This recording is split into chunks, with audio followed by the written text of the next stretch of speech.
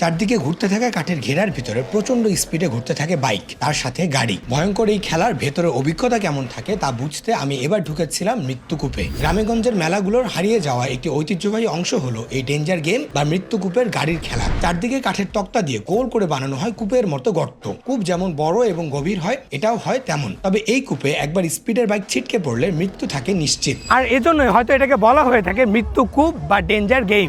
গেমের বাইকগুলো যে খুব ভালো এমনও না। মৃত্যুকূপের মাঝখানে ঘুরতে থাকে দুটি রংচটা টোপ খাওয়া মোটরসাইকেল ও একটি প্রাইভেট কার। 10 মিনিটের এই খেলা দেখতে টিকিট কাটতে হয় 50 টাকায়। ফটফট শব্দ তুলে প্রচন্ড আওয়াজে শুরু হয় বাইকের ইঞ্জিন। দক্ষ বাইকারের অল্প সময়ের মধ্যেই প্রচন্ড বেগে স্টার্ট দেওয়া বাইক উঠে চলে যায় কূপের একেবারে উপরে। এই সময় কখনো পুরো স্পিডে, কখনো দুই হাত ছেড়েই, কখনো নানান ভঙ্গিমায় চালাতে থাকেন বাইক। দেখতে এটাকে ছোট মনে হলেও কখনো কখনো এর হাইট হয়ে থাকে 20 ফিট বা তারও বেশি উচ্চতার। খালি বাইকই না, সাথে যুক্ত হয় গাড়ি। বেশ পুরনো এবং সাধারণ একটি গাড়ির বডি স্টার্ট দিয়ে কয়েক সেকেন্ডের মধ্যে উঠে যায় উপরে। এখানেও যেন ভয়ের কোনো তোয়াক্কা নেই ড্রাইভারের। বেপরোয়া গাড়ি চালানোটাই দর্শকের আনন্দের খোরাক এখানে। আমি ব্যাপারটাকে আরো কাছ থেকে দেখতে চাইলাম। উঠে পড়লাম এবার সেই গাড়ির ভেতরেই। নড়বড়ে গাড়ির দরজা কোনো রকম লাগিয়ে ড্রাইভার শুরু করলেন গাড়ি। কয়েক সেকেন্ডের মধ্যেই গাড়ির স্পিড বেড়ে গেল কয়েক গুণ। আমি চোখে ঠিকঠাক তখনও কিছু দেখছি না। বারবার সৃষ্টিকর্তার নাম ডাকছি আর একটু করে বাইরে তাকানোর চেষ্টা করছি। যতবারই বাইরে তাকানোর চেষ্টা করছি ততবারই কলিজা শুকিয়ে যাচ্ছিল। গাড়ি থেকে নামিয়ে দিতে বলবো বা গাড়ি থামাতে বলবো সেটাও পারছি না, কারণ গাড়ি প্রচন্ড স্পিডে,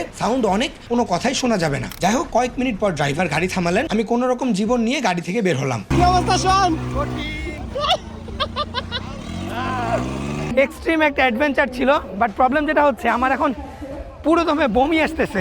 মূলত এই পুরো খেলা যতক্ষণ চলে ততক্ষণ দর্শকরা তার দম বন্ধ করে দেখতে থাকেন। একসময় গ্রামের প্রায় প্রত্যেক বড় বড় মেলার আয়োজনে থাকতো এই ডেঞ্জার গেম, কিন্তু যুগের পরিবর্তনে যেমন হারিয়ে যেতে বসেছে এসব বাইকার, তেমনি হারিয়ে যেতে বসেছে এই খেলা।